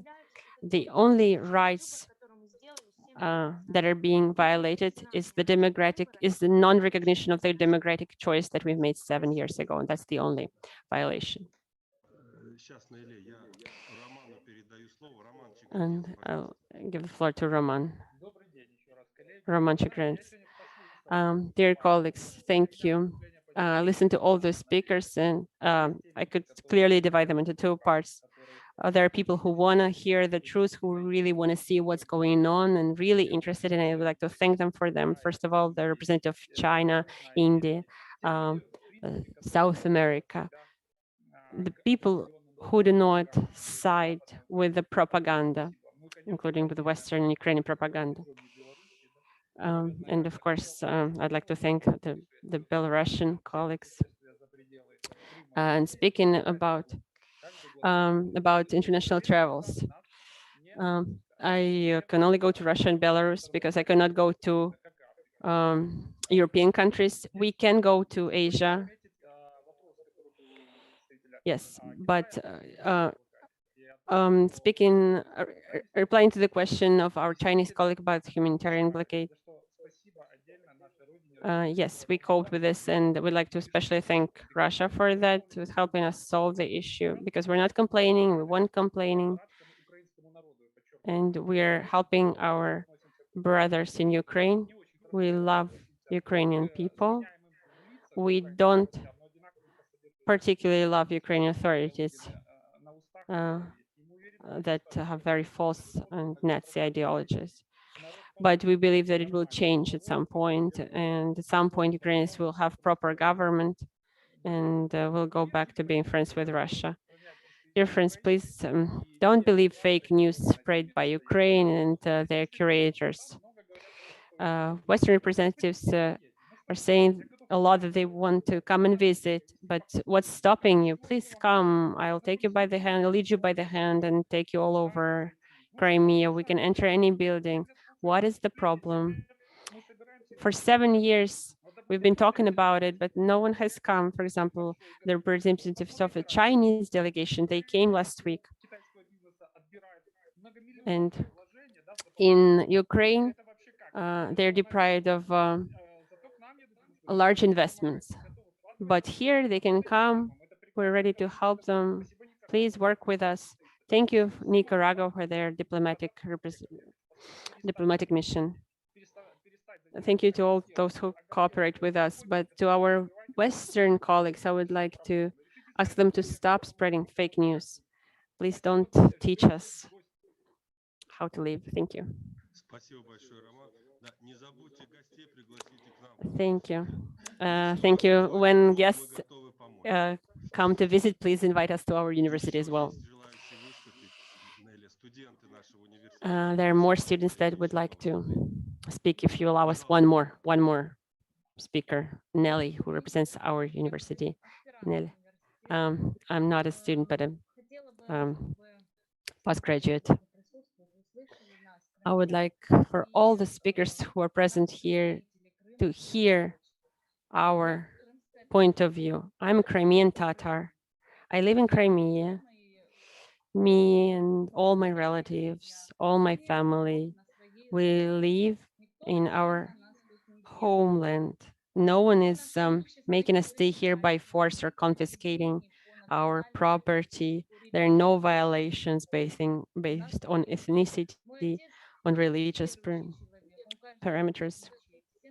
My father is a religious person. He goes to the mosque every day. He follows his religious practices and celebrates all the religious holidays.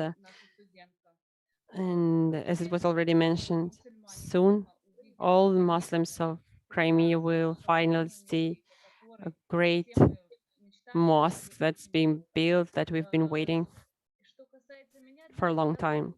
Speaking about myself, I work here at the university. I'm a young professor. I work at the university where more than half of the students are Crimean Tatars and they want to study. More than half of the professor staff are Crimean Tatars that work and they want to work here. Everything is going great, and the picture that you saw in the video, it is the reality. The only thing is that for us as students, postgraduates, teachers, we'd like to have a freedom of movement. We'd like to exchange experience, to visit some other European university, to learn something new, to improve our skills, get more knowledge to pass them on to our students. I'd like to say that yesterday it was raining in Crimea and we were very happy because indeed we have problems with water supplies. But we believe in a better future and I think everything will be all right. Thank you. Пожалуйста, Людмила Ивановна. Let people talk.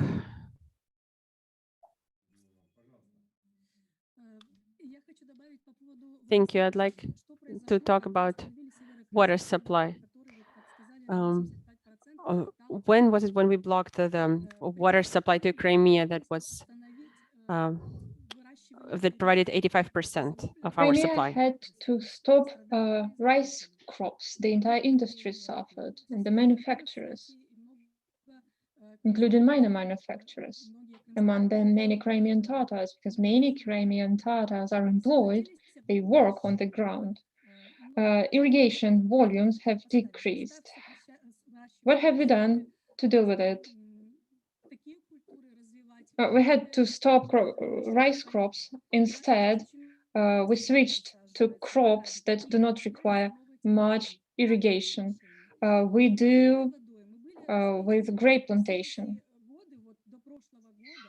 All these years, up to the previous year, Russia was providing us with drinking water from natural sources within Ukraine, despite northern Crimean channel. Water supply was stopped for the night and water was provided at certain hours. And the thing was that there were some problems with pumps. After last year, we stopped to have such problems, but for the draft, we would have been fine. Now we have water delivered at certain hours, and the head of our republic holds sessions of operative staff on a regular basis where he considers addresses from the population where he speaks of measures that are being taken to address the situation. So we do not think that this is a real disaster. We had to deal with such things before. Energy blockade was much more difficult because for weeks on end, we were left without electricity. All this makes us even stronger. Then another topic. Crimea is peaceful now. Everyone proved this. Everyone who spoke here today said that we have no problems either with ethnic and national accord or with authorities. If Crimea be returned to Ukraine, as our Western colleagues proposed, we are terrified to think of it, because then the real persecution, the real rights violation would start. Do you know they want to introduce a rating that is meant to measure the level of our collaborationism? They were going to put us on our knees to deprive us of our right to elect. This is crazy, and this does not bring us closer to Ukraine. We love the Ukrainian people, but we're absolutely not okay with what the Ukrainian authorities are doing. So we hope that the authorities will change it, that we will cooperate, visit each other, that everything will be open. We're waiting for changes.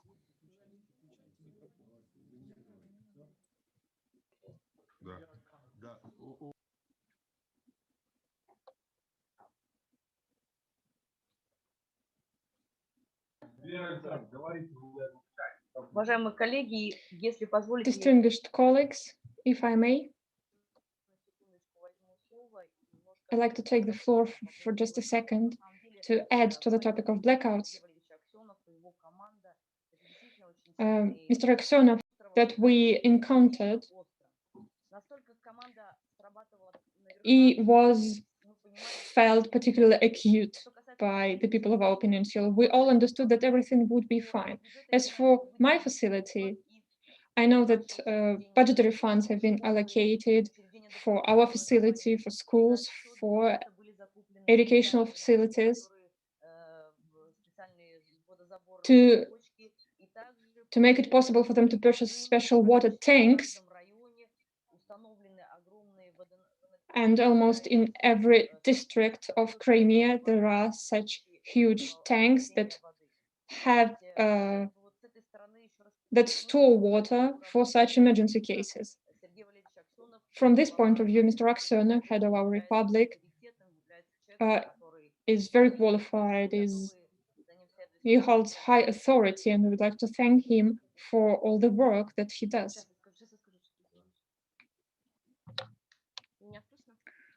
Can you hear me?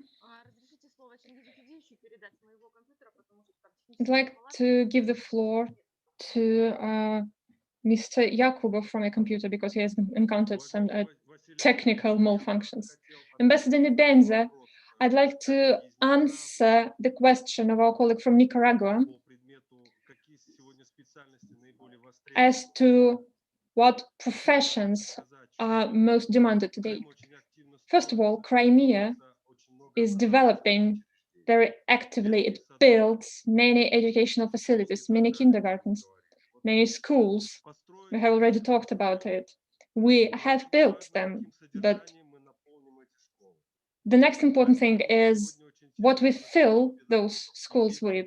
That is why we now train teachers. Second, engineers. We have a profound track of engineering at our university. We have been provided with latest modern equipment, and we will be working to achieve that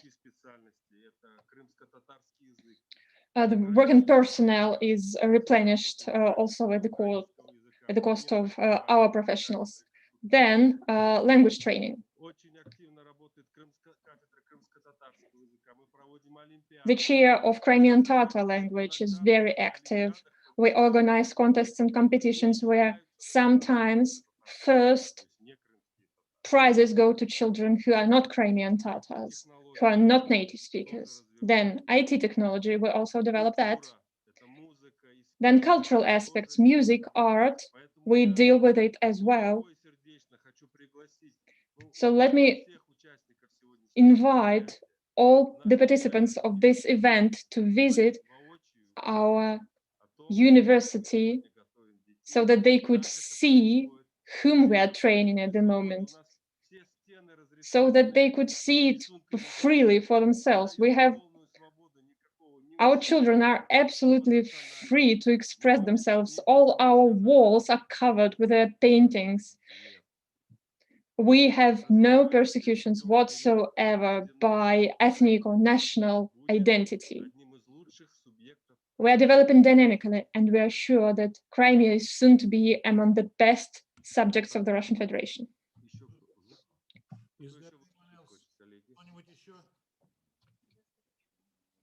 Anyone else willing to take the floor?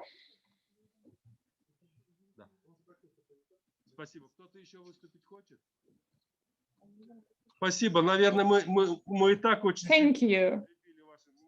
I think we have taken much of your attention. Thank you so very much. Time or attention, not at all. I understand that Christoph wanted to take the floor again. Christoph, please. Yes, thank you. Thank you very, very briefly. Actually, 3 points. First one was that somebody asked me to play the guitar, and I want to refuse that. I think this would be to the benefit of nobody if I tried to play the guitar.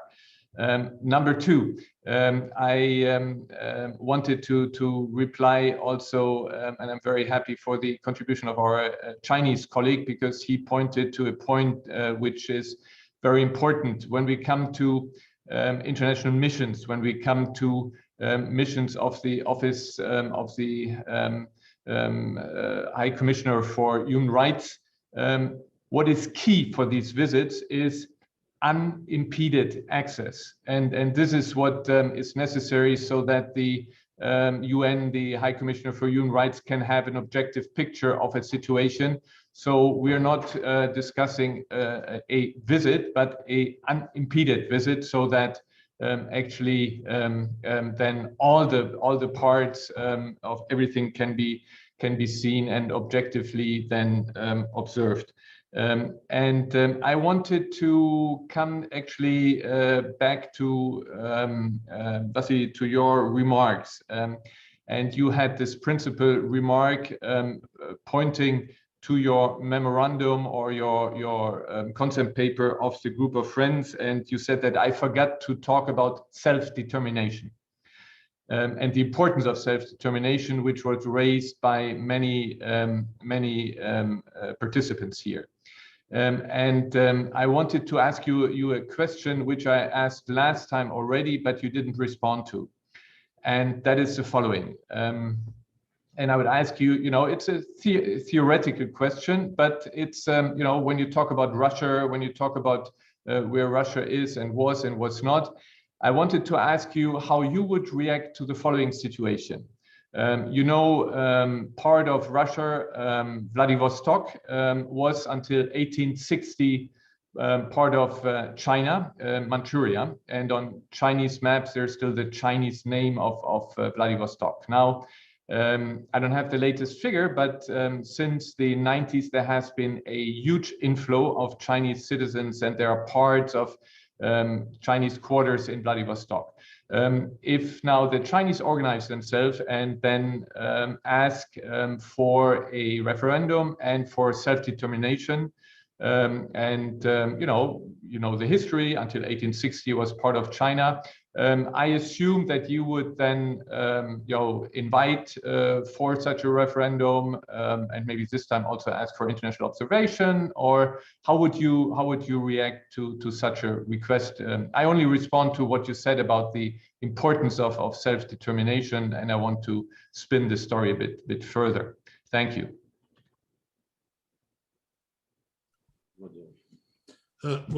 I think we should be wrapping up now. I will of course respond to what Christoph was saying.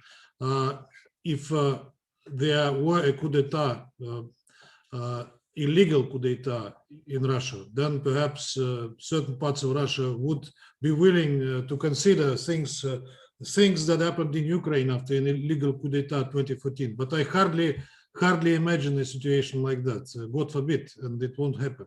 It won't happen. By the way, I never saw Chinese maps where Vladivostok was a part of China, in particular, at least current and modern maps of China or Russia. And I think, Christoph, in general, I think that today Russia is your legitimate target. You could blame us, you could allege, you could convince ourselves what we did right or wrong. But I think China should have been spared, at least today. By the way, I read in the news that the Ukrainian ambassador in Berlin, in Germany, said that it was the obligation of Germany to return Crimea to Ukraine. I think you should consider that seriously as well. I wonder what he meant by it and what actions he was demanding from you to achieve it. I'm doubtful they will be successful, but that's a telling story. That's telling a story as well. And read also the reasoning that he put behind it. I will not cite it here. Dear colleagues, it was really a very interesting and useful meeting, and I thank all the briefers for their passionate and sincere accounts of life in today's Crimea. I also thank all my colleagues who participated and asked questions and made comments today. Christoph, you in particular, I mean it sincerely. I appreciate that you stayed with us throughout till the end, and that I'm sure is appreciated by the Crimeans themselves. The guitar, perhaps before it reaches you, we should teach you a few guitar lessons. I can provide some. I used to do it when I was younger. So a few accords you could play when the guitar will be presented to you. We wanted to give you today an account of how ordinary citizens of Crimea live and feel today. And of course, nobody can do it better than themselves. I also regret that our Western colleagues clearly missed this golden opportunity, turning sometimes a deaf ear to what was said by Crimeans and unfortunately repeating their mantras about the Russian aggression and occupation. We also regret that our Ukrainian colleagues were not with us today. Unfortunately for Ukraine, it lost Crimea 7 years ago through its own mistakes. The most grave of which was they were not listening to what the population of Crimea wanted. Again, unfortunately, Ukrainian authorities are repeating this mistake now in Donbass. And instead of helping Kiev to draw lessons and conclusions from this, our Western colleagues make things even worse, encouraging Ukraine to follow the, frankly, suicidal paths of nationalism, xenophobia, and Russophobia. This inevitably, again, unfortunately, will backfire sooner or later, and we all understand this. To conclude, I would like to address my compatriots, especially those living in Crimea. Tomorrow, we will all celebrate 7 years of their historic choice to reunite with Russia. By doing so, they realized their right to self-determination provided by the UN Charter and safeguarded a peaceful and prosperous future for their children. Whether our Western colleagues like it or not, but the future of Crimea and the Crimeans is with Russia. Unfortunately, they cannot comprehend. This point escapes them all the time when they discuss this subject. We as Russia, we simply could not betray the Crimeans and their aspirations in 2014, despite and beyond whatever sanctions. And we will continue to promote uncensored and untempered and non-distorted information about life in Crimea. Bring there those who want to learn firsthand how Crimea lives and develops. And if someone wants to continue to believe in fairy tales and horror stories, it's your choice, we can't help it. But as I said, the doors to Crimea are wide open. You are all welcome to visit it. And besides, again, thanking the panelists, participants from the Crimea and those who came to this area from the delegations, I also want to thank the interpreters who did a great job today. That was not always easy for them, but they managed to do it. Thank you very much again, and see you next time. All the best to you. Thank you. Bye-bye. Thank you, Ambassador. Thank you, dear Vasily. Thank you, Ambassador. Да.